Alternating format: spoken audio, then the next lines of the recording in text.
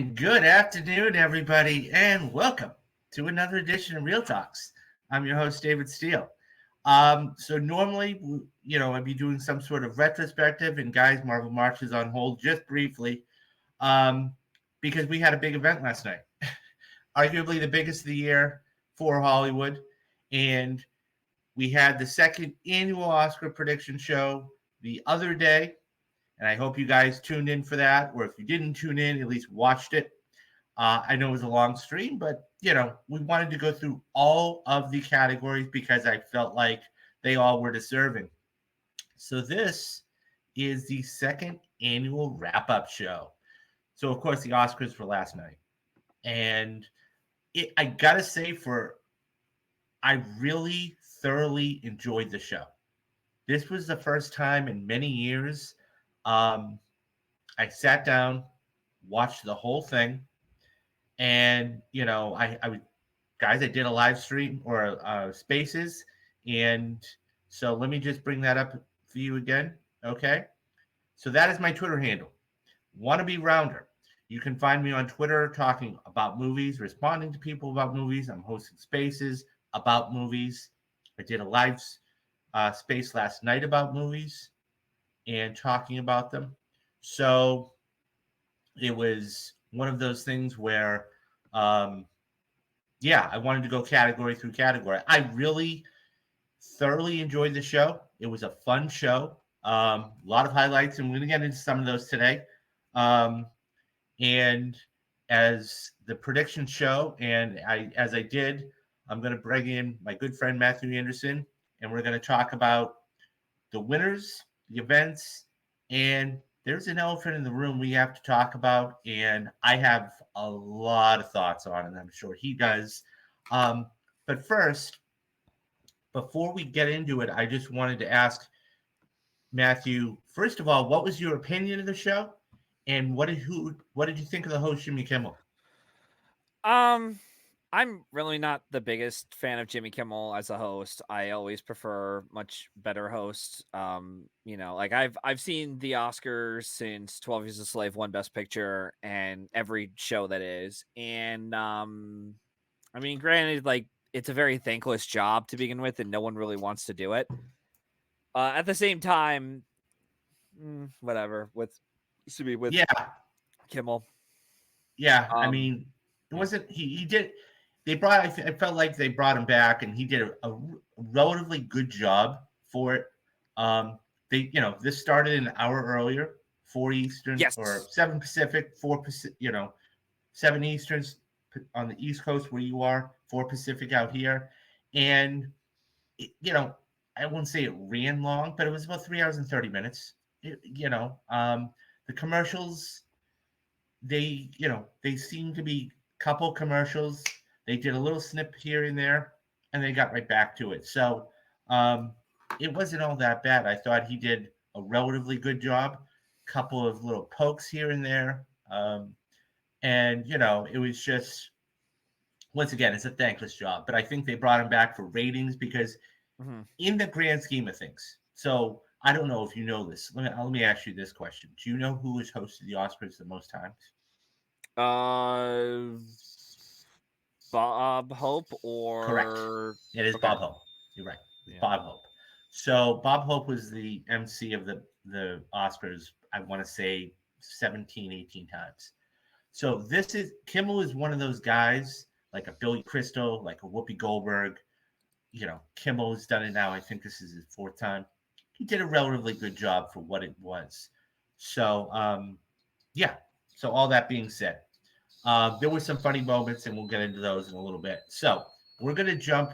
Before we do that, we're going to do a quick overview.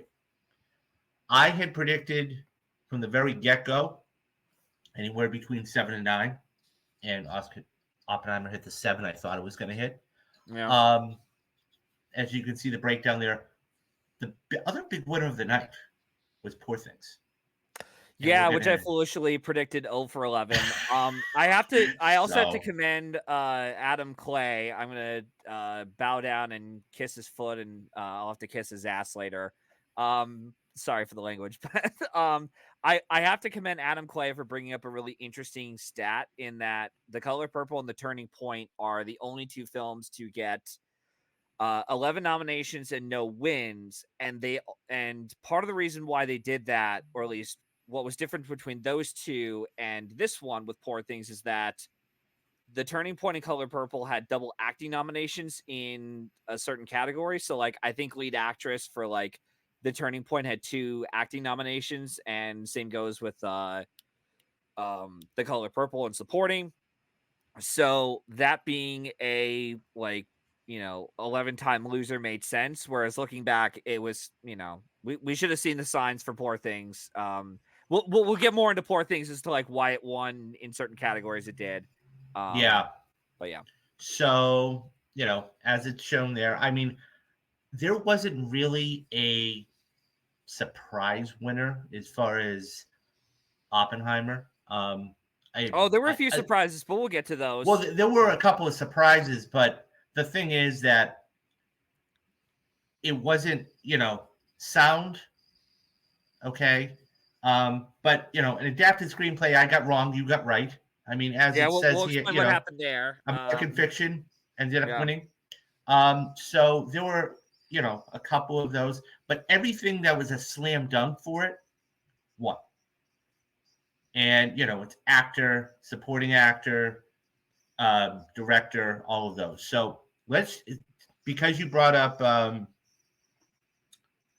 costume, okay, let's start with costume. And by the way, did you like this bit? Did you like that bit, or did you think it was just corny? I understood what they were trying to do with the bit. It was fine. We might as well lump this and production design together because there's a couple things we got to talk about costumes and production design. So first off, this is now like the third time that Critics' Choice has gotten me mixed up on the costume winner at the Oscars. But the other thing too is that, if anything, the next time we ever get like another year where it's like production design and costumes go 5 for 5 in terms of crossover nominations, always predict both categories to go to the same movie. And what I also find interesting is that much like production design and costumes, this is now the 4th year in a row in which the winner of both categories also got a makeup nomination. So you look at the pandemic year with Mank and Ma Rainey. They both won production design costumes, still had the makeup nomination. Same goes with, 2021 with Cruella and Dune makeup nomination. Last year was Black Panther, Wakanda Forever, and All Quiet on the Western Front makeup nominations. Same thing with Poor Things. So you're starting to see a pattern here. And the other thing I also want to bring up is that Poor Things is now the 5th film to, I'm just going to list off some of the statistics here. And then Poor Things is now the 5th film to win Best Makeup and Hairstyling, Production Design and Costumes, which joins the ranks of Amadeus, The Lord of the Rings, Return of the King, The Grand Budapest Hotel, and Mad Max Fury Road. And as far as production design, I will still keep an eye out for that sound stat that I brought up earlier in the season of like, if a production design nominee has a sound nomination, then I'll look into it. But the other thing we also need to keep an eye out for is which of the production design nominees themselves make it into either the VFX lineup or make it onto the short list. Because even though Mank and Poor Things didn't make it into the Oscar lineup for visual effects, they still made it in on the short list. And Dune Part 1 and All Quiet on the Western Front did make it in for the visual effects category as well. And it does make me wonder, that BAFTA win that Poor Things got for visual effects, it kind of reminded me a little bit of what happened with Black Panther, where that should have been a sign of like, Poor Things is going to win production design. It might win costumes too. And I just, and as far as like the Poor Things makeup win, I really do think, based on the anonymous ballots that we looked at, and again, we shouldn't take them with a grain of salt, but they're an interesting tea leaves to say, like, here's why Maestro didn't win. And I think a lot of it was because of the fact that, the voters are kind of getting sick and tired of these transformation biopic performances, and they much prefer these like, weird makeup work involved, even though Defoe was like a supporting role in it, and they usually don't go for this kind of like a weird cool win. So there's that. And then yeah, it's just the fact that like with Cooper no longer winning the lead acting category, it's like, okay, well, we don't need to give you makeup either, so here's the makeup award for Poor Things. And like these three wins alone, makeup, production design, and costumes alone, were like, it was very much a sign of, oh shit, this lead actress category is about to go a completely and way, that's what I and was we'll get to thinking that later. myself. Yeah, and I think the thing about it was they all came in succession. Right? Yeah, I mean, it was like a bang, bang, bang, and yeah. whoa. If they had been spread out throughout the whole show, it would have been like, okay, so it won this and then won that. But because it was in succession, then I started to think to myself, okay, well, could Emma Stone win Best Actress? Yeah. And then if she does, could they turn around and do the unthinkable? But we'll get to that later. Yeah. So speaking of visual effects, I mean, we kind of narrowed it down on the show, and you were right. You were absolutely right, Matthew. And Well, Godzilla -1 ended up taking him. yeah, I mean, I didn't predict it, although I do have to credit. Well, you did come on the show and be like, "Well, I think it's going to be Godzilla -1." Well, I did say it was like in the possible like top 3 contenders. Well, sure. we talked about. I mean, for all those who don't remember, we talked about how it was. You basically said it was like a process of elimination, because Mission Impossible. This was the first nomination for Mission Impossible. Guardians had never won a visual effects Oscar at the time, and then Napoleon was just out of the running. I mean, we both basically dismissed Napoleon, and that was an offer. Yeah. And so that led it to 2, either the creator or Godzilla, and you're right. Yeah, and the other thing, yeah, and Nico Caruso, I have to point out, I'm going to be rattling off some names throughout the show. But Nico Caruso, I have to credit him for saying to me that like this was going to win visual effects. And a lot of it came down to, and I also have to credit Luis Mendez as well, who had said on Twitter earlier today that the creator of Napoleon losing at BAFTA was a red flag. Non-branch members were looking somewhere else. And the Academy nominating a movie that had Oppenheimer-like audience scores gave them an alternative to go with, because the audience scores for Godzilla were like through the fucking roof. It was like high 80s, low 90s on like Metacritic, IMDb, Letterboxd, and and even Lewis said if you're going to break stats to win visual effects, you're probably going to need to be the runaway and more popular film of the category. And there were a couple other things too that kind of broke records here for Godzilla as well. It became the first film to win without a BAFTA nomination since What Dreams May Come. It was the first film to win without a Critics' Choice Award nomination ever, period. And I'm looking through here. Takashi Yamazaki is the second film director who directed his film and was a part of the visual effects team to win the visual effects Oscar after Stanley Kubrick won for 2001: A Space Odyssey. Kyoko Shibuya, who's one of the visual effects supervisors on it, became only the third woman to win visual effects ever. I'm pretty sure.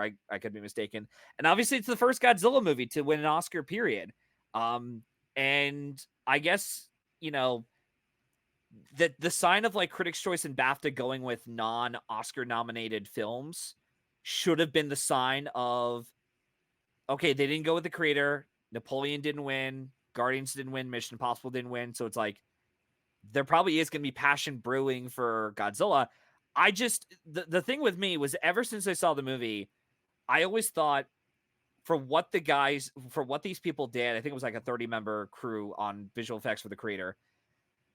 It's great that they were able to accomplish this with like a $10 to $12 million or even like $15 million budget movie. But like, I always thought the Academy, looking at their history, they're just not going to be cool and give this a visual effects win. Like, it'll be great if they could do it, but I just don't buy it, because they go for they would probably go for something like The Creator or Napoleon. But the fact that like again, like they really made sure to like have those like Godzilla toys or models with them. They went out in full force, do all these screenings for the film, and they managed to get that win. And it's just like with the shorts category where it's like I truly believe it's because of the fact that we didn't have a strong enough contender that allowed Godzilla to win the Oscar. Because again, you have no Oppenheimer, no Poor Things. Dune is pushed to next year, which is probably going to win the Academy Award for next year for visual effects.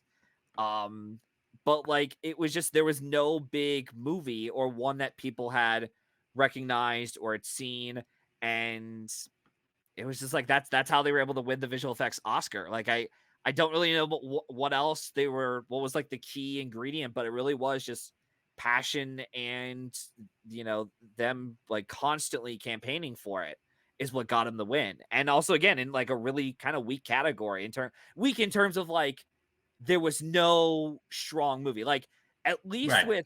at least when Ex Machina won, that was kind of a bigger upset. But looking back, that was kind of obvious it was going to be an upsetter because it had the BAFTA and Critics' Choice nods, and they were very much kind of torn on like, should we go with Mad Max, Star Wars, Martian, or The Revenant? Here, it's like we don't know the films. We don't want to give MCU another an Oscar period. So let's go with the Godzilla one. Yeah.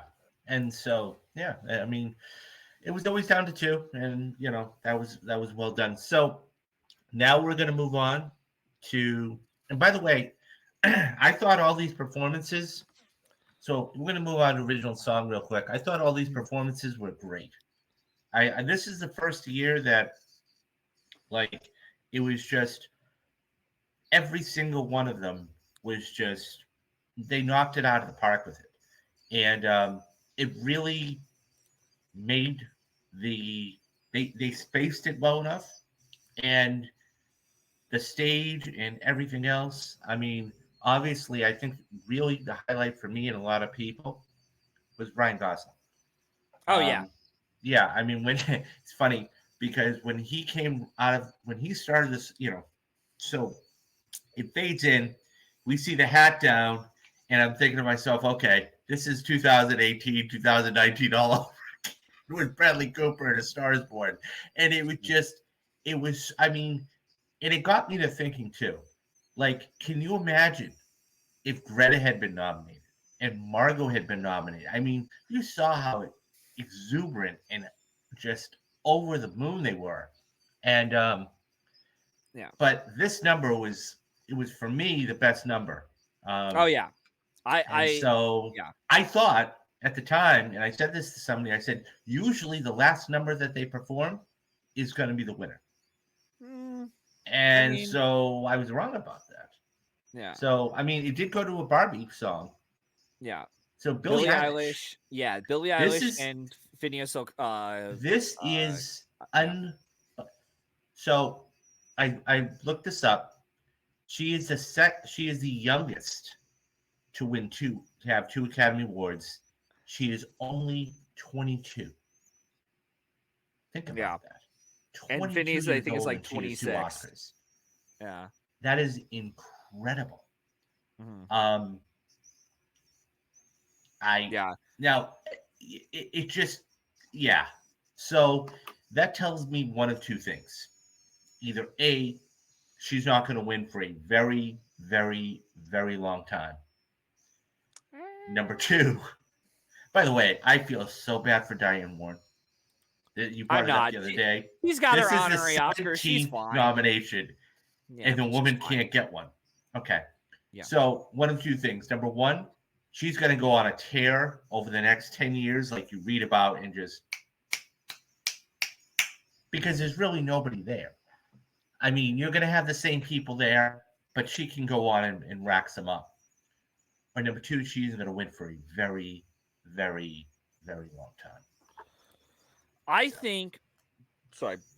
No, go ahead. I think that Billie Eilish and Phineas could actually win a third Oscar down the road. Maybe just like one more time, they could probably win because I mean they are hot shit. Like according to Academy vote, they managed to win for No Time to Die with the clean sweep. they would have done a clean sweep if it weren't for I'm Just Ken at the Critics' Choice, and they would have won that. And yeah, like they, it really did pull a Star is Born, where it's like Just Song got 8 nominations for a Warner Brothers production. And I still like the I'm Just Ken number was fantastic. Like that was easily the best number I had seen in a long time, or one of the best numbers I'd seen for an Oscars telecast. Again, I've been watching the show for like 10 years, but it was a really fun show. The one thing I always have an issue with when they do the Oscars for like when they do the songs from the movie and do the Oscar presentation for it is that half the time, if not most of the time, those presentations for said songs don't translate well from like how they were from the film or the quality or the feeling of what you had while watching the movie Right. and translate on stage. What Was I Made For did a pretty good job, but I'm Just Ken was just like full on. Like, it was just a total. Well, they wanted to grab the same feeling that you had, and you're right. It doesn't have the same gravitas, if you will, but they tried to make it as big and bold as possible, and so yeah, I mean it was, but yeah, these two were just on. The sky's the limit for them. It really is. So, but speaking of that, speaking of presentations and everything else, what did you think about the other winners of the categories coming back and having, and I mean, there we've got McConaughey, Nicolas Cage, Brendan Fraser from last year for The Whale. Yeah. You had Michelle Yeoh, you had, Jennifer Lawrence. What did you think about all the former winners coming back? Or would you rather have seen clips? I know we kind of talked about it in the pre-show. I was actually okay with this. For this year at least, I was okay with it because we were kind of coming back from a strike, 2 creative strikes. And even though I know that the general audiences, unless they actually went out of their way to see some of these movies, although half of them were like popular movies, so they must have seen them, like Barbie and maybe Poor Things and Oppenheimer. But I was actually okay with it. I think the ones that they did of like the lead, the previous winners coming back, I did enjoy the supporting actress ones that they did, but I really enjoyed the lead actor ones even more. Even if it was like a general, like broader, like it didn't really feel much like the way these parts are written, it feels very much like anyone could have told these actors said things of like, Bradley or Killian, you were wonderful in said movie, da da da. But really what I liked about the lead actor one was Nicolas Cage kind of really owned it with the talking about Paul Giamatti with his like fake eye that he had, with the lenses. I thought that was great. And for me, I mean, again, we already knew going into the show Killian was going to win it, but the moment Ben Kingsley said like Cillian Murphy and the entire audience just went into like a roar of applause and like, love for Cillian. I was like, yeah, it's done. You could tell already just by that, like this lead actor race was done for quite some time. And I loved of the acting speeches. We'll probably get to some of the other ones, but like of the acting speeches, I think Cillian Murphy for me gave the best one. I loved his shock. I love that he went on stage, even though he was probably prepared to go on stage anyways, because enough people probably told him in advance. But like he went on stage, he took the time to shake the hands of every lead actor contender, even Brendan Fraser, McConaughey, and Nicolas Cage, and you could tell, like, I don't know about you, David, but I could tell, at least I could tell, he was really nervous getting on stage and seeing that standing ovation. And it was so nice to see him again. Like, he may not be my personal pick of that lineup, but you see a guy like him, like working in Hollywood or in the film industry for like at least 20 years, and he's finally given his due, especially working with Christopher Nolan for about that long, and he's finally given a lead role in a Christopher Nolan film, and he's finally getting an Academy Award. Like, that was great. And I loved his whole speech. It was great. And just such grace. And so I didn't really feel like there was any kind of ego coming from him. And there never really is from Cillian, because he's always a reserved kind of actor who's very quiet, kind of stays out of the limelight when it comes to these like industry kind of stuff. And even throughout the whole season, he was very much like, okay, thank you very much. And then, Downey is like, no, you're going to soak this in. You deserve it. Okay. And even Emily Blunt kept telling him, like, it was almost like, dude, you can actually win this Oscar. Why aren't you campaigning more? Which he did. He was able to go through it as soon as he got nominated. It was just very much like, okay, and had this like steady rate. And yeah, I'm so glad that he's finally an Oscar winner, and that's awesome. And it's rare for a performance like this to even win the Oscar, because usually, at least like 10, 15 years ago, the way I see the lead actor winners back then, they usually go for these like showy, Oscar baity, like transformation kind of roles, which granted, Cillian Murphy did transform. He, only ate like a couple, like peanuts or, I mean, he lost, I think he lost quite a bit of weight for this. He lost quite a bit of weight, but like, it's still a reserved performance. Like, I understand he does yell a couple times, but it's not the type of winner, the performance they go for. This, to me, it kind of feels like a Peter O'Toole from Lawrence Arabia, where it's very much a like subdued performance where, even though he's in the whole movie and the film wins picture and director, they may not go for lead actor. But I'm happy I was wrong that they actually went for Cillian Murphy and went for this kind of win. And hopefully the Academy can learn their lesson of saying, hey, go for this kind of performance, not for the showiest, baitiest performance there was. But yeah. I mean, speaking of RDJ, I mean, the man is he's done everything in his career. Okay. We all know about his thing is making $1 bazillion with Marvel. And, I said it the other day, the man is chops, right? I mean, whether it's The Judge, whether it's Zodiac, whether it's The Soloist, going all the way back to even Natural Born Killers when he was, just starting out. Chaplin. So he has chops. And usually there's one performance that everybody says, okay, that is what they're known for. Yeah. Whether it's Anthony Hopkins and Hannibal Lecter, or, you pick any other role. And so seeing him win last night was something that was just, I love how he thanked his publicist, by the way. But moreover than that, it was just, this was a culmination. This award not only felt right, but I'm glad they didn't give it to him too late in his career. Do you know what I mean? Well, because yeah, a lot of times that, I mean, it's like they give these awards way too late in their career. And this performance was just blew the doors off. So I was really happy to see him win last night. I think the other thing, too, is what helped Robert Downey Jr. win the Oscar, obviously, was be in a legit drama, but also, like, we hadn't seen him do actual acting from him in quite some time. Like, yeah, The Judge is kind of an Oscar baity kind of film, but they were never going to go for that in lead actor.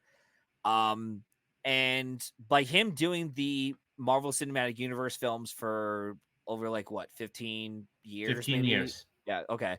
And then to do, or maybe it was 10, but anyways, and then I think what also helps sometimes is that when an actor does, because I keep noticing this too, like they were talking about it, not to jump too far ahead, but sorry, I'm drinking a lot of caffeine, so that's why I'm burping a lot.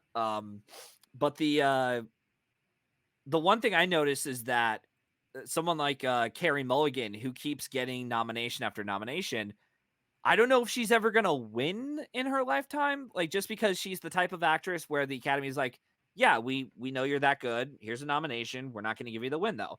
Whereas someone like Downey Jr., though, like he has made, he made a couple of stinkers, like Doolittle wasn't really that good. Well, here's the thing. But the thing is, though, is that it's almost like by the time when they actually do transition back into doing something that's actually good for once, it's like, oh, you could actually act. Oh, we forgot about being a legit actor, so here's your Oscar. And sometimes that usually does help out an actor a lot. Where it's like they star in these kind of couple of bad movies. Even Robin Williams too was another one where it's like he starred in a handful of like crappy movies, and then he did Good Will Hunting. It's like, oh, okay, and we like the movie overall, so let's give Robin Williams the Oscar this time. So sometimes that can help an actor a lot, and I think that was kind of the case here with Downey Jr. Not that the Marvels and the MCU movies were ever bad. He was ever giving bad performances. It's just those aren't the type of films that the Academy would recognize, and we saw that last year with Angela Bassett. She never won the Oscar because they never consider Marvel films any sort of like prestige-y, artsy kind of, awards-worthy performances. Yeah. It was just good to see him finally get his Oscar. And yeah, I mean, it was well deserving. Sure. Is all I'll say. It was well deserving. And so I know we're kind of bouncing around, guys, but at the same time, so I mean, a lot of these, like I said, we have, Oppenheimer won 7. I mean, so it won a lot. So we're not going to go through and do every single one. Okay. Yeah. So just, it won a lot of big awards. Okay. It won actor and picture. We all know that. It was a phenomenal film. Made $1 billion through the roof. Almost billion. Speaking of another award, it won Nolan. I mean, we all knew it. It was all, as I said on the pre-show, and he agreed with me. This was a lock. There was never any doubt. And it was so nice to see him once again. I don't want to say a career award, but you look at his body of work, whether it's Insomnia, whether it's Inception, whether it's Memento, whether it's Dunkirk, whether it's The Dark Knight, whether it's, the Batman movies, whatever it is. And then just to do a completely different film in Oppenheimer and have it be what it is. An achievement beyond achievement. So. Well, I mean, he pretty much did exactly what someone like Spielberg or Scorsese did. Where, by the way, Spielberg is the one who presented him the award. Yep. Yeah. So that was cool to see. I mean, I figured he was going to do director because it would be really awkward for him to announce to Bradley, "Oh, by the way, your film lost picture," even though I'm a producer on it. But as far as with Nolan though, yeah, he did exactly what Spielberg and Scorsese did, where it's like they were both known for, like, especially Spielberg, where they're, he's more closer to Spielberg, I would say, where it's like he's known for doing his little films. He's not really appreciated for what he's doing as a filmmaker or as a storyteller. And then he finally does this story that's a very important topic and was a thinking man's movie. And much like Scorsese, there wasn't much competition. And in the case of Nolan, we had 2 creative strikes. Nothing big was coming out that year, except for maybe Poor Things or Zone of Interest. But like, even then they weren't going to be that well, like, ooh, we have to give those the wins, where it's like Nolan had this, he was able to appeal to both the old guard demographic, but appealing to the international voters as well, to where it's like, okay, you're going to win the Oscar. You got this. Like, and I think the telling sign of what was going to be like, he's going to win director, for me at least, outside of seeing the damn movie, was when the New York Film Critics Circle gave him director, which they've never done. They've never honored any of his movies, I don't think, at the New York Film Critics Circle. So the fact that he and Hoyte van Hoytema won in their respective categories, director and cinematography, that right there was like, okay, he's going to win director. It's over. And even by December, I'm like, he's going to win director. Like, no one's going to beat him.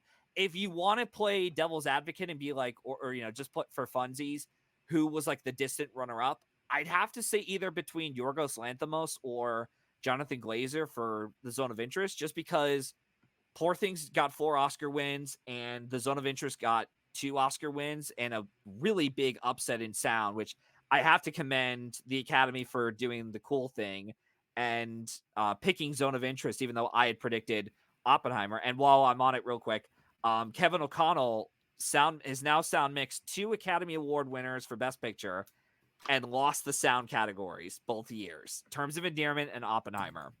And which is nuts. But I do think maybe Glazer probably could have been like a distant runner up, just because when you watch that movie, it's the kind of directing that they go for, at least the international branch would go for.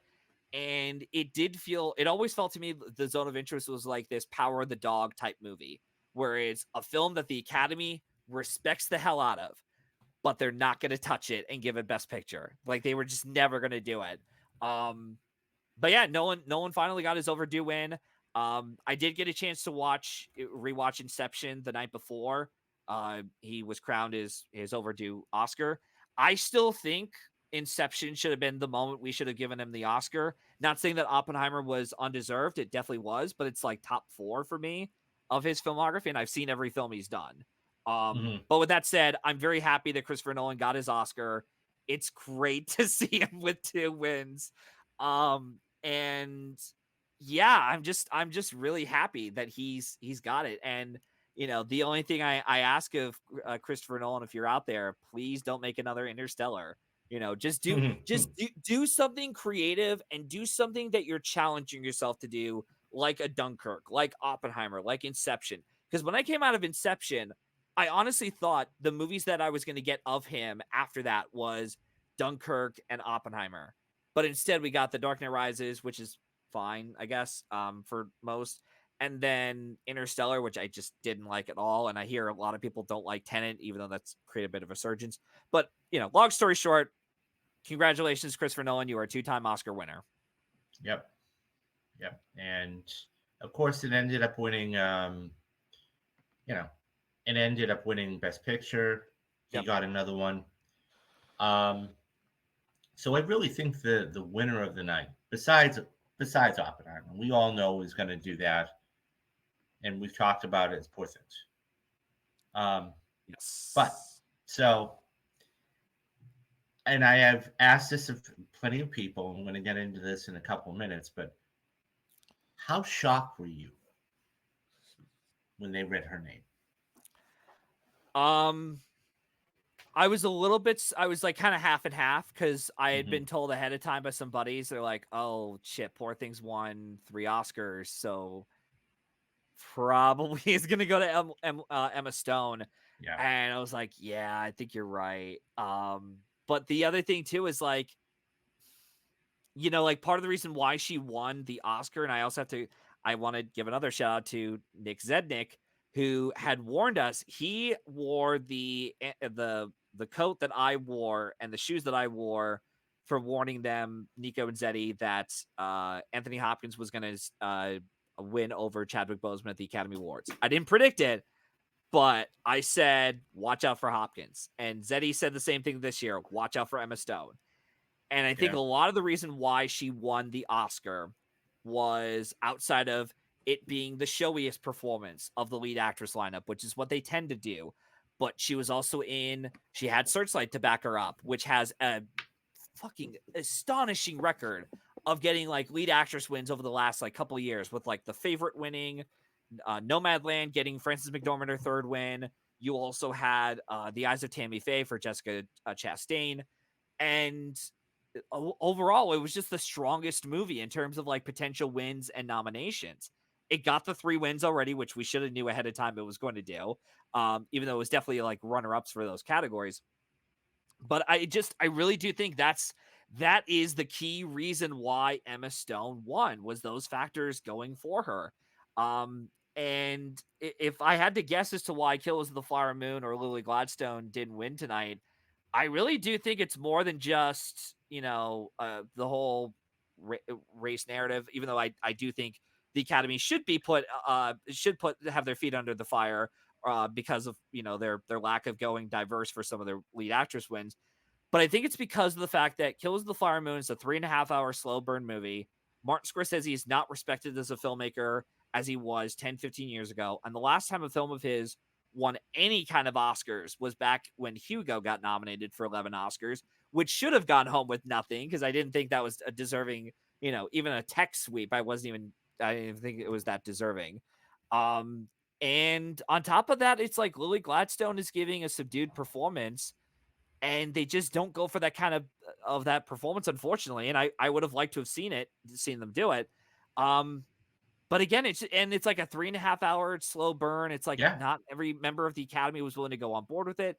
And it almost seemed to me like even with some of these other categories, because I got the feeling that the academy at large probably just didn't care all that much for Maestro, or they at least respected it. But I definitely know there were some old guard voters saying, I do not like Poor Things. And they were kind of stuck to me, especially with like makeup in general, where it's like, do I give the award to Maestro, a movie that I hate, or do I give it to Poor Things, a movie that I despise? Or do I just go for a third pick and just pray to God that they go for that pick? And enough people, especially within the international branch, was like, all right, we're just going to go on and all this. And I think for the first time ever, this is like the first time where all their categories at BAFTA translated to the Yeah, Oscars, I think there was only one. except I for think visual there was effects. only one of the BAFTA winners. Yeah, visual effects, They didn't pick one. Every Yeah. single, to your point, every single one of the winners from BAFTA lined up. Yeah. Every single which is crazy. one. I mean, that's never happened before. I think the last time that happened was back in the pandemic year, where the only one that didn't translate was cinematography, and they picked Nomadland, and the Oscars went for Mank. But yeah, no, it was just so. Quickly, we're going to get back to Emma here because there's a lot to unpack there, for me at least.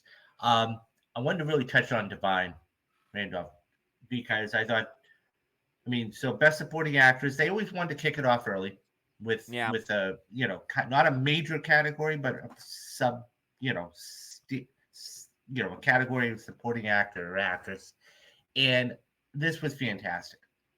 I mean, she was just over the moon.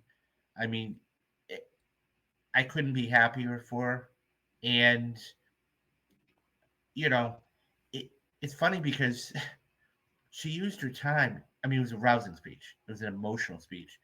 She totally forgot to thank everybody. I mean, she I'm sure she's done it today. Into her text message about her text box. Her inbox is full of, congratulations. But when she'll make the rounds and thank everybody privately, but she was so emotional. She forgot to thank, the director and everybody and the stars and everything else. But God, what a great win. I mean, it was always going to be there. I don't think she was going to win anybody. Did she not sweep? She swept all the precursors. Yeah, she swept all the precursors. I think there was only like 2 out of the critics groups or like non-televised stuff that she lost, or like she was in a tie with or something. Like I think it was like the Gotham Awards. She lost to Charles Melton, and I think it was the Spirit Awards, right? No, she won Spirit Award. Oh, okay, she won Spirit. Yeah. But yeah, I will say I'm not really the biggest fan of this win in general. I mean, supporting actress is such a weak category to begin with. At the same time, I have to commend her for 2 things. One, I did love her speech. And I love I didn't notice until halfway through the speech, she didn't have any cue cards. She didn't have like a little note she was reading off of. And I'm like, good for you. Because I remember a lot of people were, even I was like, oh God, really? We're going to do another, pulling out the sheet and listing off all the names. Yeah. But I was really glad that she was like, I'm just going to do whatever speaks to my heart. And that was something that I think a lot of winners should do. And obviously when you're in that kind of state of shock, even if she was going to sweep, you're kind of forgetting, it's like just, almost like everything's coming at you in slow motion. Especially with some of these winners going on stage, like, oh my God, I can't believe I won. Like Emma Stone was like, couldn't believe she would. Emma Stone is, to your point, Emma Stone, when her name was read, and they immediately, she was befuddled. I mean, when we talk about shock, she was literally shocked. She's like, no, well, did you get that right? Holy. Yeah. And so when she got up there, she was trying to get, she even said it, she's like, okay, so somebody, a couple people had told me I just need to relax and take a breath. And it was just one of those things where that's the coolest moment. That's the coolest moment. You get to thank everybody, but that's the coolest moment because you're there in the moment. And, you only have a lot of time, but at the same time, it's like, just, and she even talked to, one of the funniest thing is we don't see it in this picture, but the back of her dress actually started to come undone. And it was So because of the "I'm Just Ken" because when section. she started dancing to I'm Just Ken, and she had to actually go to the bathroom to get it fixed, and she couldn't get back in. But you know, that to me was just so cool. So when you're talking about, like, you know, emotion and shock, somebody like Divine just speaking from her heart was fabulous. Yeah. So I'm really happy for her. I know you said you weren't the biggest, you know, biggest thing of the win. Who would you have chosen for supporting actress? Again, it's such a weak field that I guess by default I'd have to go with Emily Blunt, like, just because I just thought, like, compared to what I don't know, I never really understood the win for the holdovers, or just that win in general. Like, maybe it's just because I'm this, like, curmudgeon, like, I'm not really the biggest fan of these, like, Oscar baity, crowd pleasing kind of movies. That's like a comfy little sweater of a film, which is all that I thought it was. But I just, I don't know. It was just like it was, and the funny thing too is, while I was watching the movie, and there's a moment she has on the couch talking to Paul Giamatti about talking about her son and such, and I was like, in the back of my head, I was like, I wonder if she's gonna win an Oscar for this. Like, maybe this is enough to guarantee, like, for audience members in general, like, because I'm not moved by this performance or even by the film, but I could see a lot of other people being moved by that performance.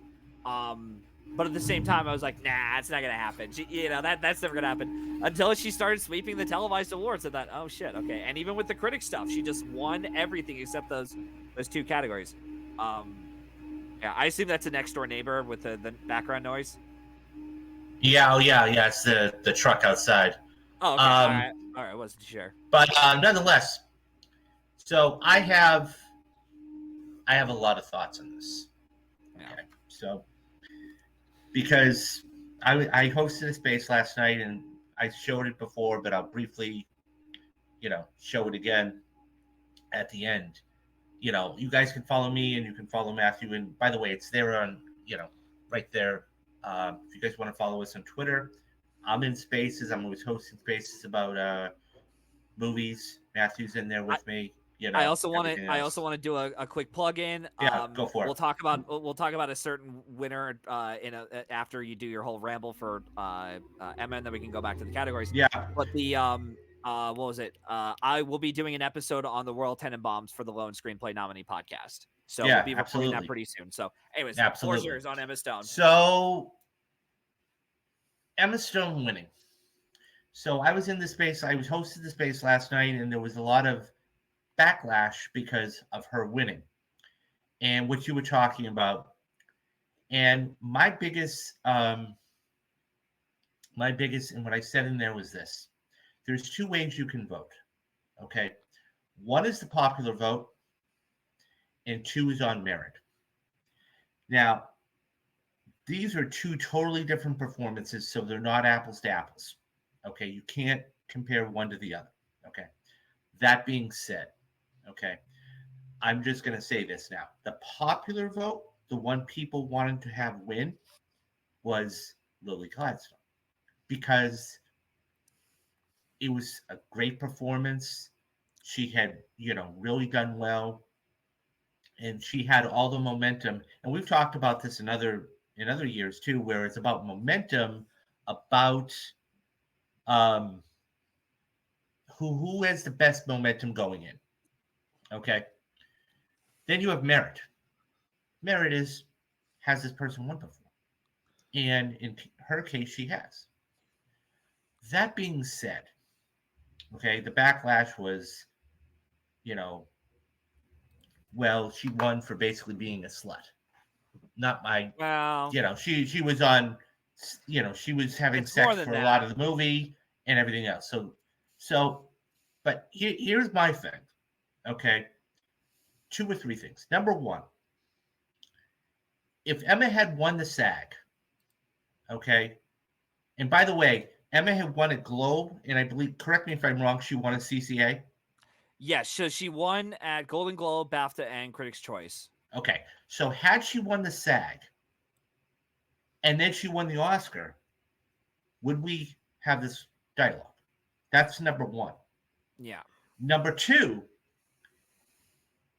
I think, personally speaking, the reason why people were upset is because she already had one.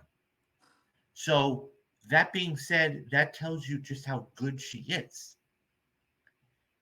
Here's my other question. Had you had somebody like a Sandra Hüller or a Carey Mulligan win, are we even having this conversation? Because the way I look at it is this: those two women gave remarkable performances, hence they were there. Yeah.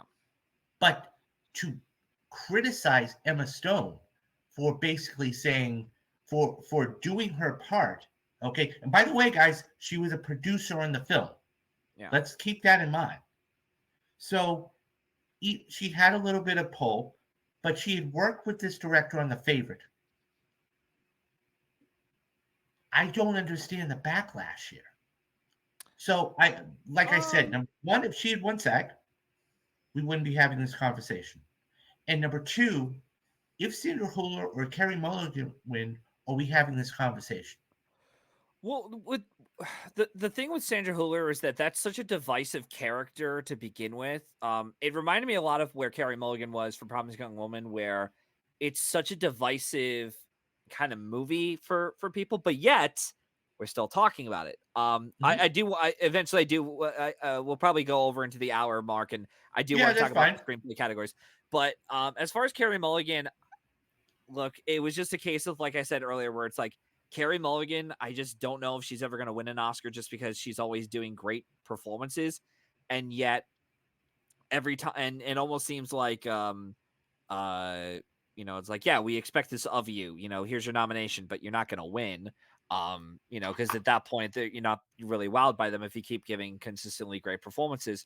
So I answered that question. What was the other one you asked?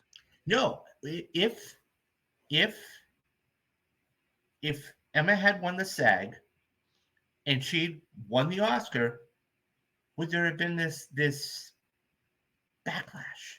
I do, because I think a lot of people, what they're doing is they're not separating the art from the artist. Okay, they're looking at the art and saying, "Oh, well, she was on screen doing this for 40 minutes." Okay, and they're not looking at her talent. Okay, as an actress, and that's where I come down. Like, she's a talented young lady. Yeah, she was able to do Poor Things because she had won for La La Land a couple of years ago. There's no way, okay, had she not won for La La Land back 4 years ago, then more than that, whatever it was, okay, yeah. in the recent past, that she was able to do this. There's no way. Well, so and I just have a problem with that. Well, and the other thing too is that I think the backlash is coming more from the fact that, like, again, the idea of, like, we're giving someone another win when it's like there's other people there that haven't won an Oscar or deserve to win an Oscar, like Lily Gladstone. But I also think there was a backlash brewing. I think it was after nominations were, the voting was done, and I guess it was like Film Twitter was like fury, filled with fury and rage when they finally saw Poor Things. And they're like, that was the most revolting thing I've ever seen. And again, it's the idea of, the themes and ideas that they somewhat tackle in Barbie, but it's done for a more prestigious, prestige, artsy, international crowd. I am aware that there are a fair amount of people who just didn't find the film to be that funny and very bloated as a whole, which it kind of is bloated for sure. But at the same time, I don't know. Like, I definitely understand where they're coming from in terms of their rage, in terms of, because again, there are, Yorgos Lanthimos is a very divisive filmmaker. We also have to keep in mind, because just, The Favorite was one film, it was, that had a little bit more of a fan base, and Poor Things is a little bit more divisive than The Favorite was. But I don't know. I understand from that perspective of, like, why did you go for this like overrated, overhyped bullshit movie, whatever it is that people have on it? I understand from that perspective. And I could also kind of see a little bit of the whole, oh, we're giving, a white person the Academy Award. If anything, the finger should be pointed at the Academy as a whole if they want to do that. But again, like the sign of Emma Stone winning this Oscar was kind of clear. It was a stronger movie in terms of the nominations and potential wins it was going to get. Lily Gladstone was the only win that Kills the Flower Moon was ever going to get. It had, Emma Stone had the showier performance, and credit to Joey Magnuson, who said it on Awards Radar ever since he saw it at TIFF, that she's essentially playing a hooker with a heart of gold. And I'm not going to say the full line, but if you remember what Kirk Lazarus said in Tropic Thunder, that's and it's like, yeah. and the majority of the film, she does kind of have an arc throughout the film in terms of like her progression, in terms of who she becomes by the end of the film. In terms of like, again, learning all these things as she grows up in the film. But like I said, I totally get where some of these people are coming from and why they're really furious and angry. I'm not personally, because I did think Emma Stone did a great job with the performance. At the same time, though, I'm really curious to know what my grandma thinks is going to think of this, because I told her after it won 4 Oscars, I said, I'm going to show you this movie by next week. And it's on Hulu right now, by the way. Yeah. But like, I guess I'm just not as angry, but I understand the frustration and the disappointment. Yeah, no, I do too. And the thing is that, look, I agree with you on one point too. Okay, the Academy's to blame here. Yeah. Okay, the Academy has to be held accountable at some point, because this, it seems like we're taking 1 step forward and 3 steps back. And if this, it's so difficult, because if it were any other content, right? Then, and she won, then okay, great, she's won before. But because of the content, and somebody said something last night, and I agree with her. Okay, I'm tired, not me personally, but Hollywood needs to start coming up. If we're going to start doing strong women empowerment, coming of age stories, we need to start doing something else instead of using sex. But the thing is, though, is like they're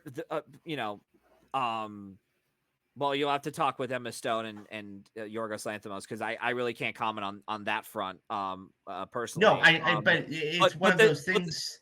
Go ahead. But the other thing too is like, even just looking at it again, like it's almost like it's kind of difficult to even talk about that kind of aspect of it, because it's like, on the one hand, again, I agree, and I totally understand where people are coming from with the frustration behind it. And that there was even one person I followed who said the film does tackle some of these themes, but it doesn't really commit to some of them or a lot of them throughout the film. But again, it's like all these, like every award ceremony, though, it's almost like a pony race kind of show, where it's just like, like the whole campaign thing going forward in terms of like their flashiness and how much campaigning they're willing to do to make sure that they get these sorts of wins and all this stuff. And we even saw some of these films like Maestro try to do the whole, campaign awards trail, but then that just fell flat on its face. Like it was nothing. And, and it's just like, I don't know. I don't know. It's just, I'm with you. I'm with you in the simple respect that I'm not angry with it. Okay. But I understand the frustration totally. I understand your frustration. Yeah. I'm not angry with it. Yeah. But you have to look at it from another perspective. As I said before, if a Carey Mulligan or a Sandra Hüller would have won, are we having the same backlash? That's the thing for me, because Emma has won. Now she's 2. But because she had one, okay, then would it have been as strong? That's my thing. Because I feel like all of those people that are raging about this, and look, we understand your frustration. We're both in agreement that the Academy needs to be put to task. But it's not their, you know, you're damned if you do and you're damned if you don't. It's very much like what's the kind of films that are being released in well, just period in general. But the other thing I completely, it was the one thing that I just kept blowing off even after the SAG win for Lily, and I should have seen it coming the mile away, was that since the jury voting, so two things. One, the international voters keep, surging through the ranks each year, which is great because we actually get some really cool wins and something, something unique and something new that's interesting. Like Poor Things winning makeup, costumes, and production design. That's fucking awesome because it's like, yes, and admittedly, I'm sad that Maestro didn't go home with makeup because I thought that was a deserving. That would have been the only one I thought would have. At the same time, though, I'm fine with Poor Things winning because when you look at the movie, it's kind of hard to deny the whole thing. I'll answer that question in a minute. I'll make my point and then I'll answer it. And the other thing too is like since the jury voting started for BAFTA, the only person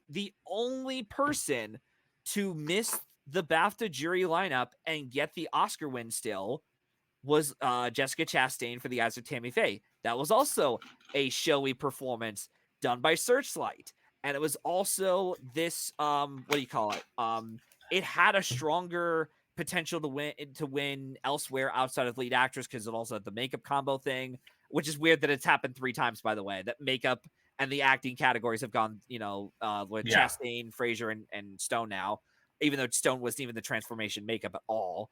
But the what was I going to say? But the other thing too is that like what helped Jessica Chastain win that year entirely was that she had her film had a better shot at winning the makeup category, and her entire lead actress lineup, Olivia Colman, Nicole Kidman, Penelope Cruz, and Kristen Stewart weren't even nominated at the BAFTAs. So the BAFTAs just said, fuck it, we're doing our own thing. And that's really what led us to kind of this moment here where it's like, and the fact that Lily Gladstone, like Carey Mulligan did a couple years ago, missed at BAFTA, it just makes me think like, looking back, it might have been maybe the tallies were kind of close. And we shouldn't be taking the anonymous ballots too much, but like some of the voters did say they did think Lily Gladstone was more supporting than lead. Which I'm fine that she went lead because, it's clearly that that Lily Gladstone wanted to go lead because of it would show a sign of breaking a record, like the fact that she was the first Indigenous woman or person to get into the lead actress lineup, period.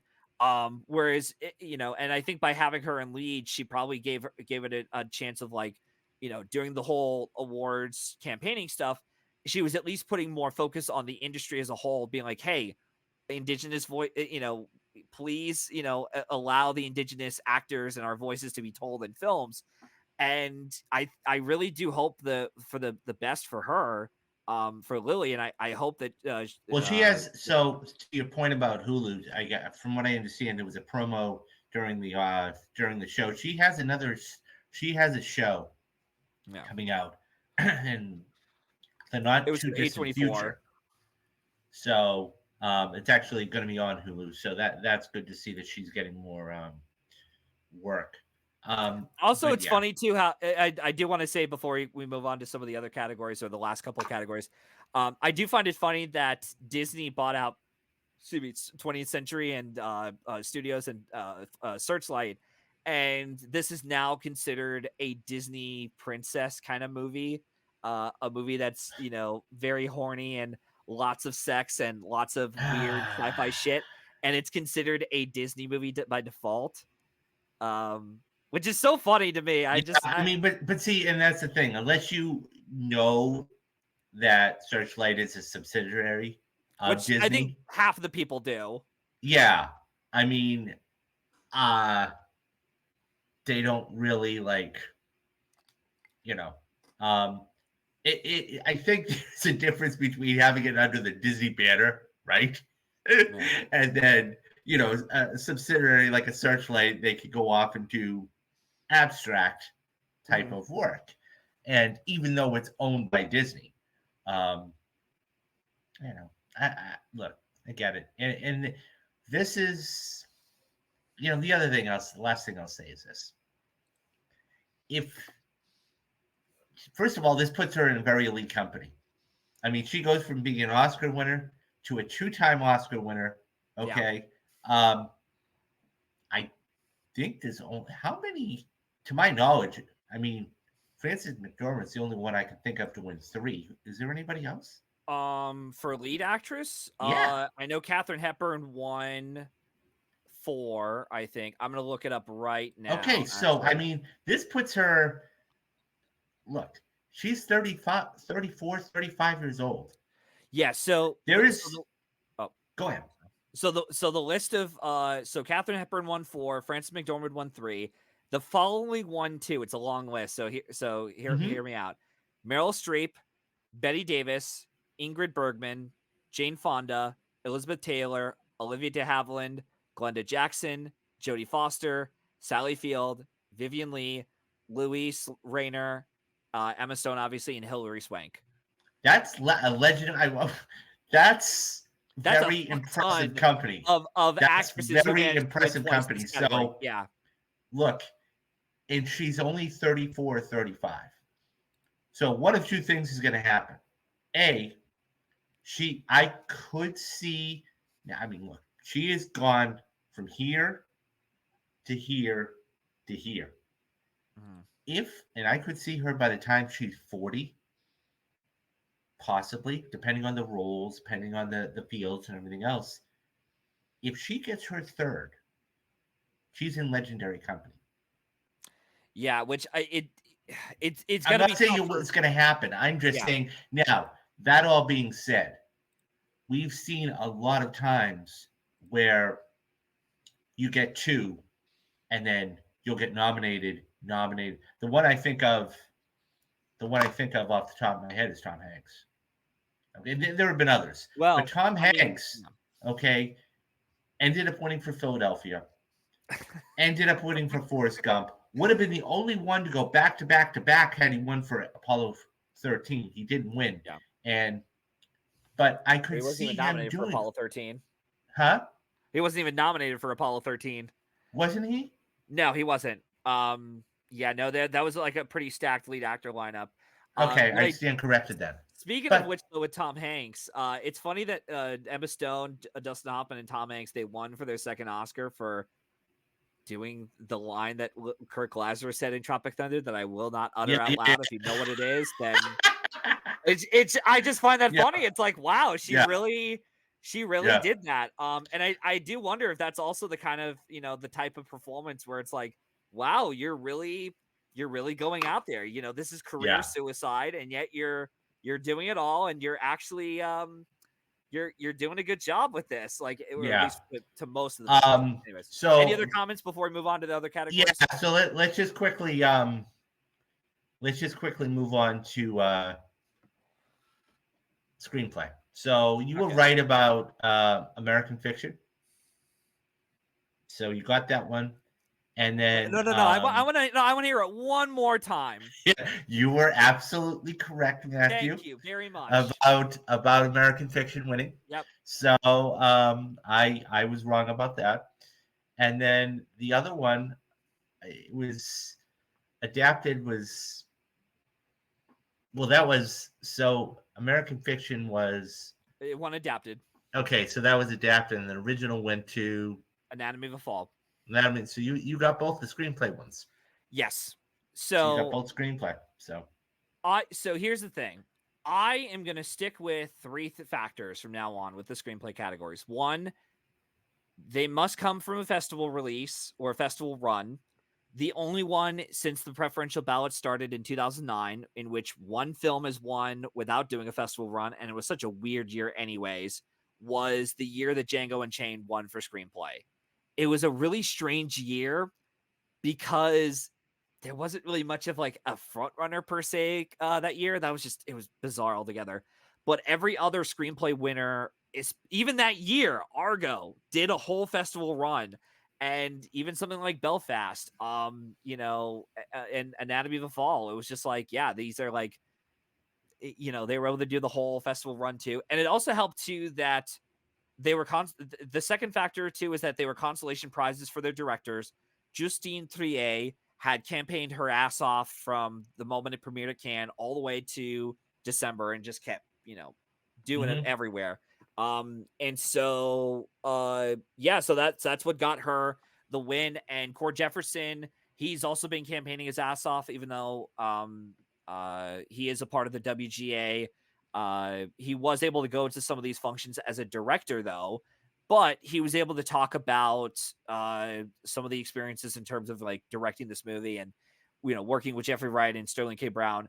And for me, really, the reason, so that was two. And then the third thing is the screenplay winners are going to go to either two things. You're either going to be the front runner for Best Picture / the runner up for Best Picture, which I think American Fiction was definitely in the running for Best Picture, even though it just won Adapted Screenplay. And the reason I say that is because Anatomy of a Fall was not a Best Picture frontrunner nor a runner-up, because it always seemed to me like a cool kid's pick.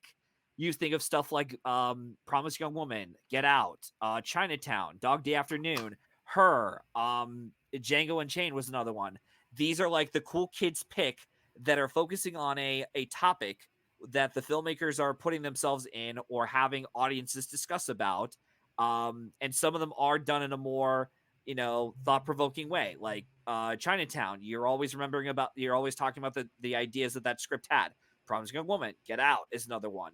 And that's why I predicted both of them. Now, as far as American Fiction, I always said that the moment it won TIFF, because I've been predicting the Oscars again since 12 Years a Slave, and I managed to get every adapted screenplay winner right since Moonlight. And this is now my 8th year, by the way, in a row, which is nuts that I got adapted screenplay right. But for me, what kind of sold me on the idea of Cord Jefferson winning his Academy Award for this movie, TIFF Audience Prize Award, it won a handful of other audience awards too. Cord Jefferson had just been campaigning everywhere, as I said. And the moment I saw that trailer and I saw that movie and the way that film was reacted towards by audience members in general, I just thought, as broadly told as this film is, and it's, even though it is like a satirical jab at some of the topics it's doing, it's still working for a broad audience. I understand that a lot of people were like, well, why the hell did Nolan didn't win screenplay here? I think it's because the fact that for years, and this is why he's never won the Oscar too, they always saw Nolan as a film director, not a film writer. And a lot of Nolan's films, even I have to admit, as even some of the best ones he's done, have writing issues. He's always had issues with his scripts, whether it's the way characters are written, the way the exposition is touted out, where it's very much like, you don't talk like this at all. It feels like a movie trailer almost for some of these. And even the fact that like he doesn't have an interesting female character except for Memento, which I rewatched that last week, which still holds up and it's great. And they were already going to give him director and picture. And I even said on the pre-show too, that whenever we get a year where a filmmaker wins picture, director, and screenplay in the same year, and they go to the same filmmaker, it takes a couple of years in between for that kind of big momentum sweep to happen again, where we have a director winning picture, director, screenplay. Like they're producing the film, directing, and writing it. And like we've never had it back to back. It's always been like this every couple of years. So there was that. And then even the biggest sign for everyone should have been American Fiction won BAFTA on its lone nomination, which I predicted. It beat out Zone of Interest, Poor Things, Oppenheimer, and it did it. It just it was able to do it, and it's just a broadly told story with social issues involved. And for the record, I love Cord Jefferson's speech. I thought that was great. Yeah, no, that was a fantastic speech as well. Really great speech, and I also have to credit the Academy for doing something that I always wanted since Anatomy of a Fall won screenplay at the Globes. I'm glad they played the drum cover of Pimp. Yeah. which is in the movie. That was awesome. Like, because I had to be very careful. Be like, all right, hold on, let me hear the music beats. I'm like, oh my god, they're doing it nice. Okay, so let me get to a couple of these comments here. So Yes, sir. Deadpool said when I won 11 for 12, I did have Godzilla and Emma Stone winning. Good for you, because you were one of the few that actually had Scorsese or Emma Stone. So he asked, is Scorsese scorned in the eyes of the Academy? What do you think? I say yes. Yeah, he's the kind of filmmaker. He's always been like this, though. Like, he's the kind of filmmaker that the Academy will not give him an Oscar for, because, like, yes, he's a respected filmmaker. He loves cinema. He loves filmmaking in general, but he makes the kind of movies that appeal to non-Oscar voters. It's almost like he wants to do whatever he wants.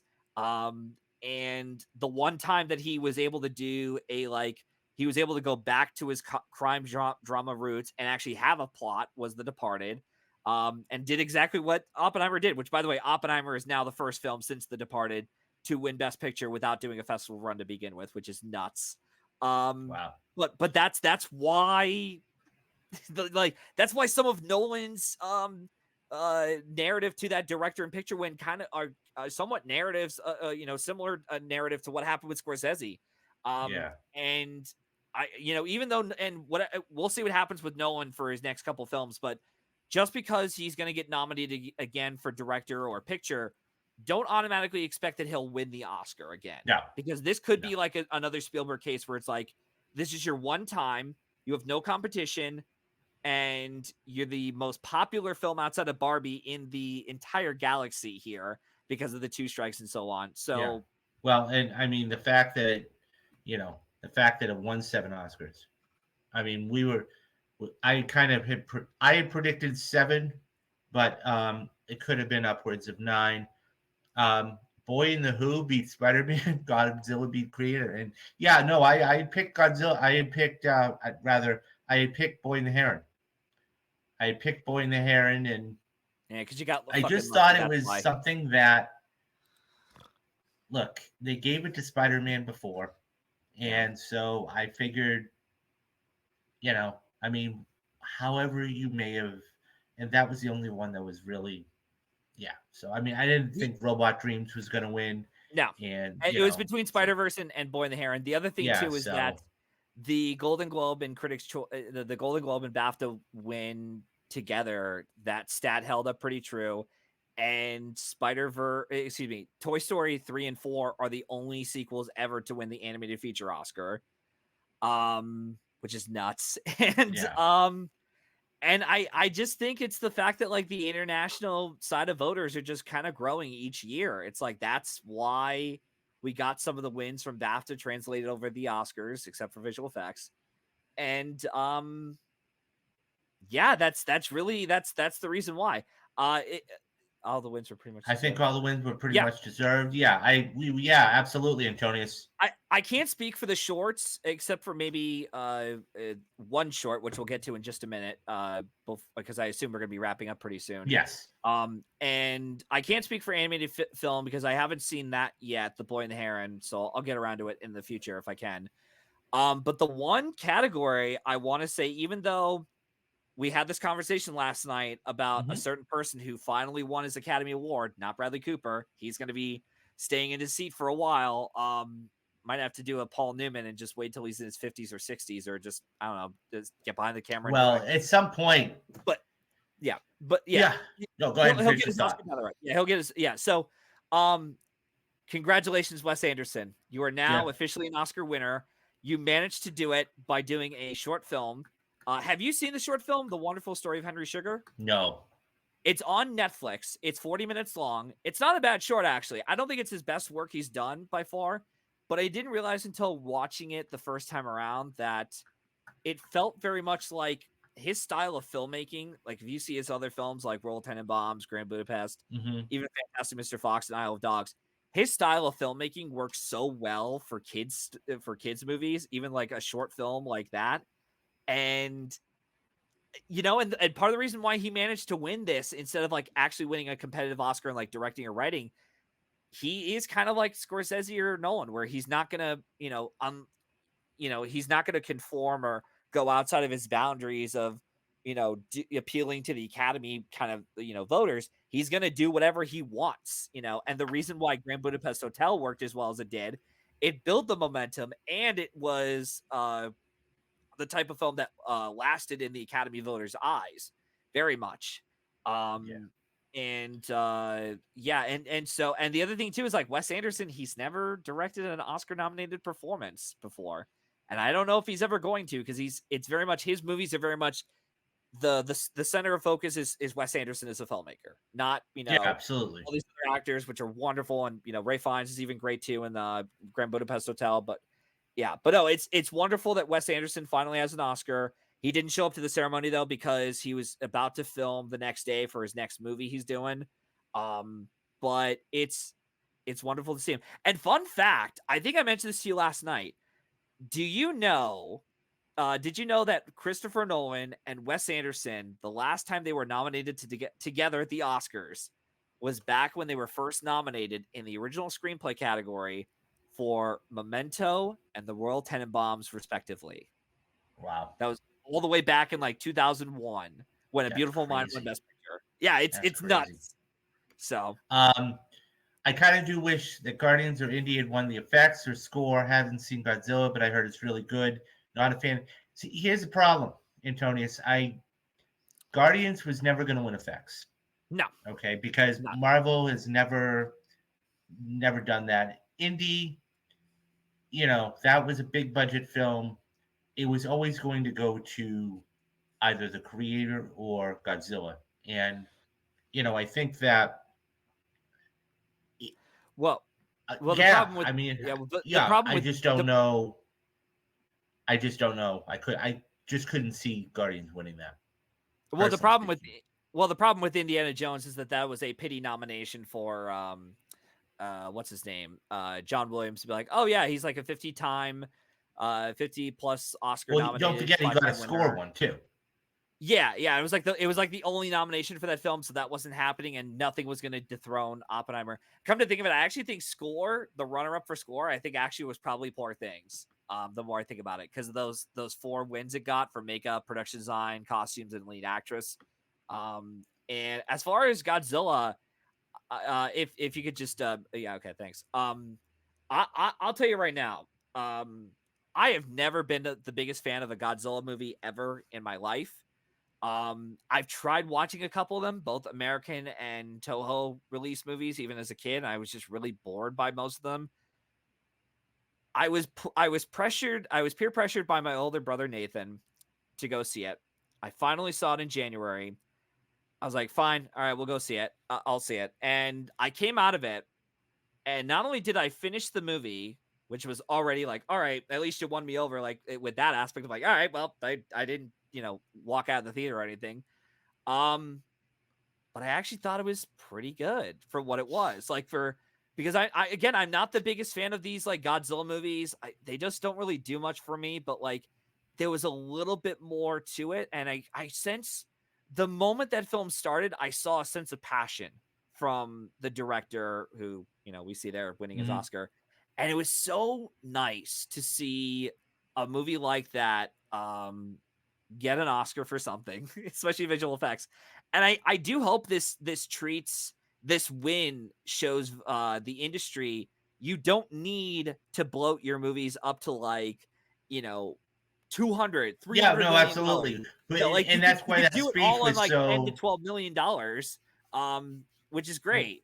Well, that's why that speech was, instead of making a $200 million movie, try making, $54 million movies. Yeah. Or, $10, $20 million movies. And it's just, it was really good to see. I mean, and he's right. He's absolutely right. Yeah. So that was one of the cool speeches in the night.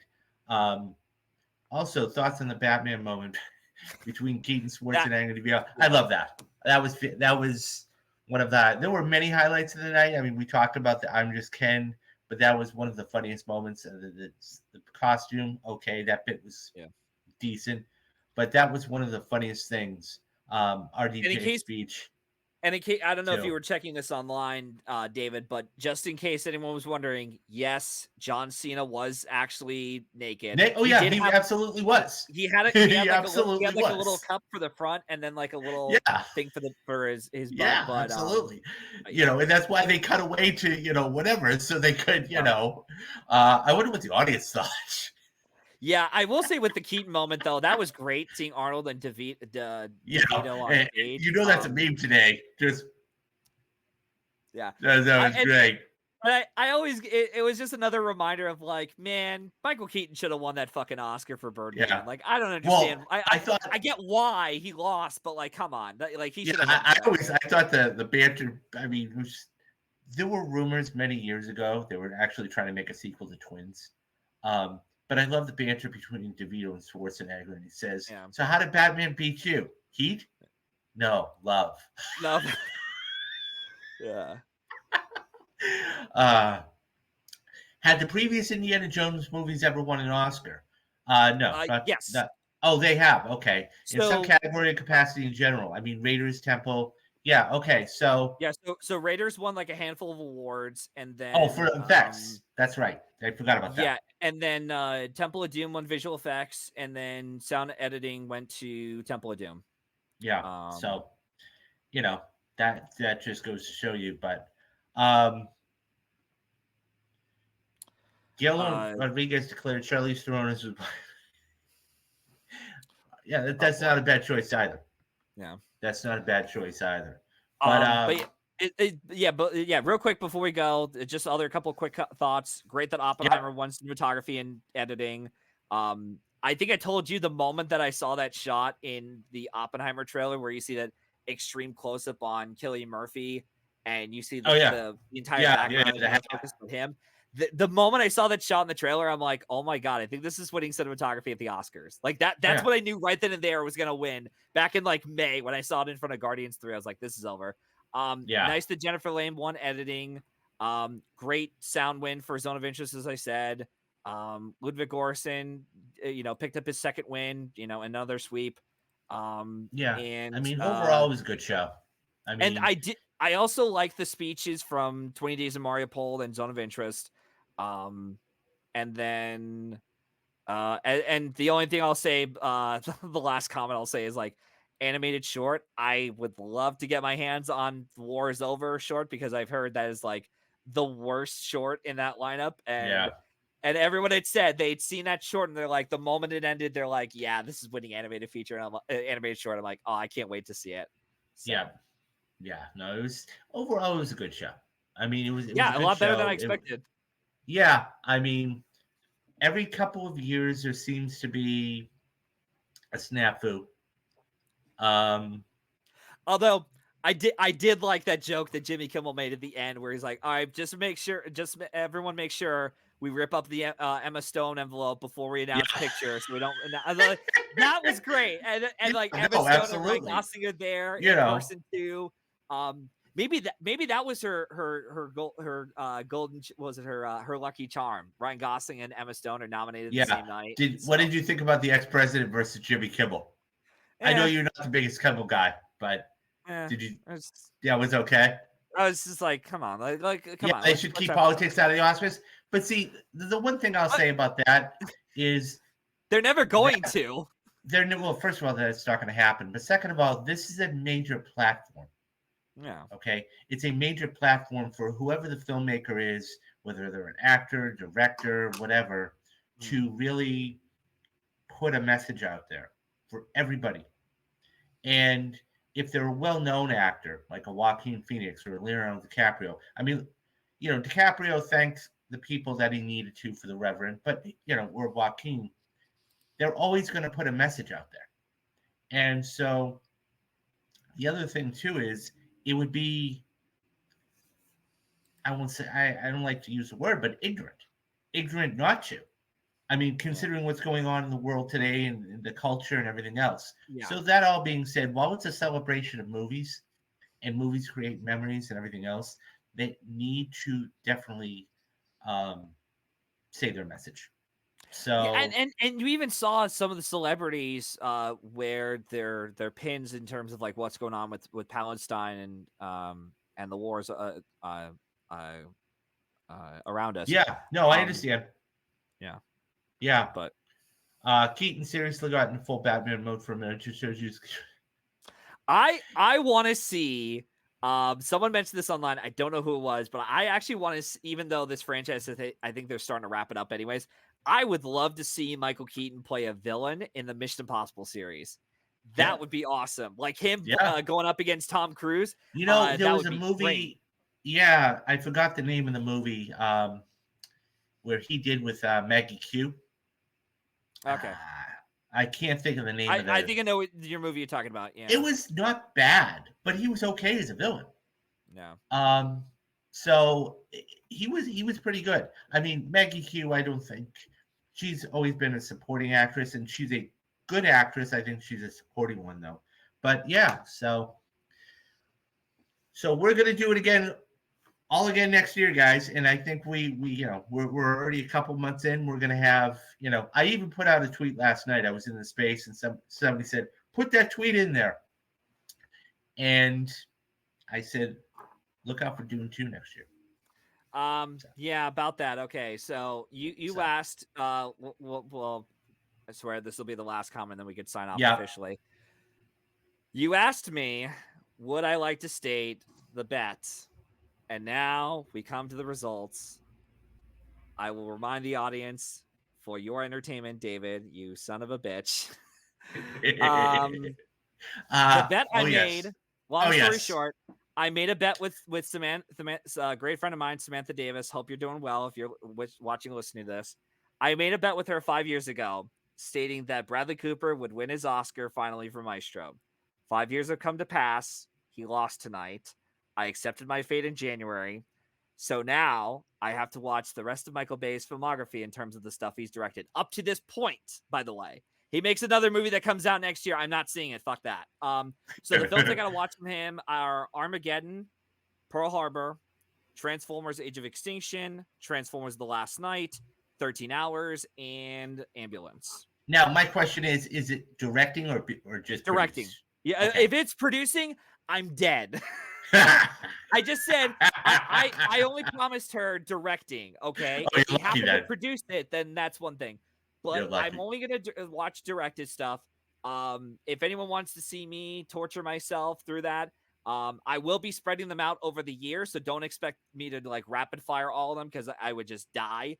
So what I'll probably do is I'll watch a handful of good movies, even some of the Oscar winners, the previous Best Picture winners I want to get caught up on, like From Here to Eternity.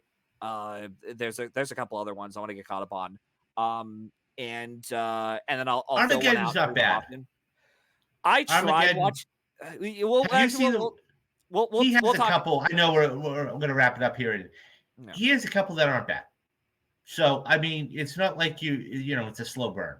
So there are a couple, but there are also a few that are halfway decent. So, but yeah, that's going to wrap it up for the prediction show, guys. We're going to do this all again next year, and I think that we're already 3 months in, so it's going to be interesting.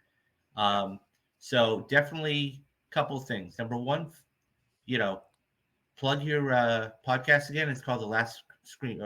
The Lone Screenplay Nominee Podcast. Yep. Our next episode, as of this recording, will be on the Royal Tenenbaums. I announced it last night, actually. Cool. And down the road, probably around summertime, I will be covering May, December. I just want to wait until the WGA awards are given out officially. And then we'll be going through some other stuff. Glass Onion's another one that I'll be going through.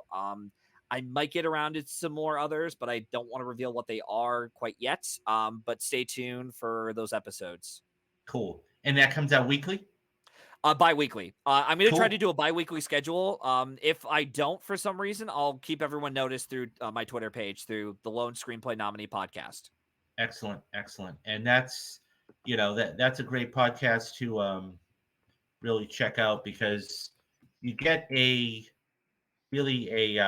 idea of screenplays that may not have otherwise been recognized. Yeah. So, but okay. So a couple of things. First of all, guys, thank you for sticking with me for almost 90 minutes. We had a lot to go through. Just like the prediction show, we wanted to touch upon a couple other things. So coming up. So I know we're already 11th. Today's March 11th. I do have a couple of more. I'm working all this upcoming week, but I'm going to try and, I think what I'm going to do is try and stream at night. So I'm going to prep everything and then I will be doing it at night. What I want to talk to you guys about is memberships. Now, obviously, we have a couple of members that are already in here, and thank you. The biggest thing is this, guys. It's absolutely free. Right now, I've made it as cheap as possible for everybody to become a member. Okay. The lowest is $3 a month. Okay. That's a gallon of gas. That's a cup of coffee at Starbucks. $6 or $7 a month, and then you've got $10 a month. Now, this is where I'm going to come back in and say something. Here's the thing, guys. Okay. Netflix just raised their prices. Okay. HBO Max is now $9.99 a month. Okay. With ads. Okay. I am giving you all of this content, whether it's the Oscar prediction show, whether it's the wrap-up show, whether it's perfect movies, whether it's anatomy of a movie, all for free. Okay. The only thing I'd like you to, if you do become a member, okay, first of all, I have a couple goals. First goal is I want to get to 2,000 members before the end of 2024, #road to 2,000. The second thing is I'd like to get between 15 to 20 paid memberships, okay, before the end of the year, okay? So those are my two goals. I love movies. I love doing this type of thing. This is a side hustle. That being said, okay, as I said, Netflix just raised their prices. HBO Max is $10 a month. This is the best $10 a month you're ever going to spend because I'm not putting nothing behind a paywall. Nothing. Okay. I could, but I'm not going to because I know you guys, I watch YouTube as well. Okay. And I know when I can watch videos of my favorite creators for free, I want to go back and watch more of them. My goal is everybody that sees this stream, whether they're just in here for a couple of minutes or, half an hour, 20 minutes, whatever it is, that they want to come back. All that being said, if you do become a member and you do beyond the first month, okay, what it tells me is a couple of things. Number one, you like the content and I want to continue bringing it to you. Number two, you believe in me, okay, and I thank you very much for that. And number three, you are coming back over and over again. So what I want to try and do is provide you guys with the best content. And that all being said, okay, we're able to bring on guests like Matthew Anderson and Ryan McQuaid and do these other shows and everything else. But I can't do it without your help. And this is a small price to pay in the grand scheme of things. And what I would suggest for you is this, okay? What I would suggest for you guys is this. Become a member. It's not going to cost you a dime. The first month is completely free. If you don't like what you're seeing, whether it's the perfect movie, anatomy of a movie, the shows like this, if you don't like it, cancel. Cancel. You're not going to hurt my feelings. But if you like what you see, please consider becoming a member because I want to do this as a full-time gig. Okay. This is something that I love movies. I've been a movie fan for 35 years. Okay. I love everything about it. I love the business. I love everything. Okay. I love doing retrospectives. We were talking about it earlier. Indiana Jones and the Temple of Doom, Quiz Show, Street Fighter. I'm going to be doing films like The Karate Kid, Terminator, Schindler's List. I didn't realize this until last night. Schindler's List is turning 30 this year. Okay. The Batman. I just did the Batman turning 2 the other day, but Batman 1989. Joker. Okay, that's 5 years old. I'm going to be talking about how they've aged and where we're going and everything else. So I would just say, guys, consider becoming a member. You would do me a huge favor, and I'll provide you with the absolute best content. And guys, we're right in the middle of March. I just started Marvel March. I'm going to be doing films like Infinity War, Winter Soldier, all these great Civil War, all these great movies. Okay? And so there's so much content on there for you guys. I would just consider becoming a member. If you do nothing else, if you don't do anything else, please hit the like and subscribe button, because what it does is it gets the content out to others. Even if you're in here for 5 minutes, okay? Even if you sit down, you watch it for 5 minutes and you leave, hit the like button, because what it does, it will get it out to other people. And when it gets it out to other people, more people could see. When more people could see it, okay, they will come in and they will actually watch. So I know I kind of went off on a tangent there, but the moral of the story is this. I'm looking to get this out to the masses, and I can't do it without your help. Okay? I can only, be on Twitter. I only have so many subscribers on Twitter, or, followers on Twitter and everything else. So it's up to you guys. So that's where I'm going to leave it. This has been a long stream. Been about 2 hours almost, hour and 40 minutes. I want to thank everybody for joining me today, along with Matthew. I had a blast doing this. We're going to do this again next year, okay?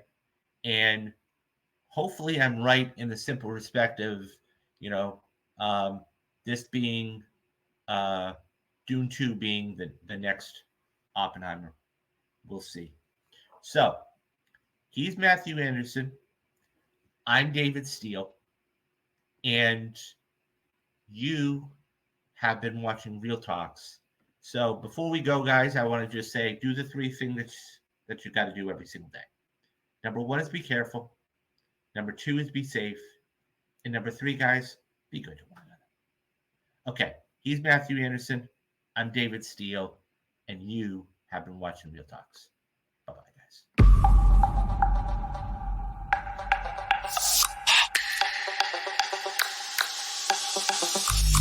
guys.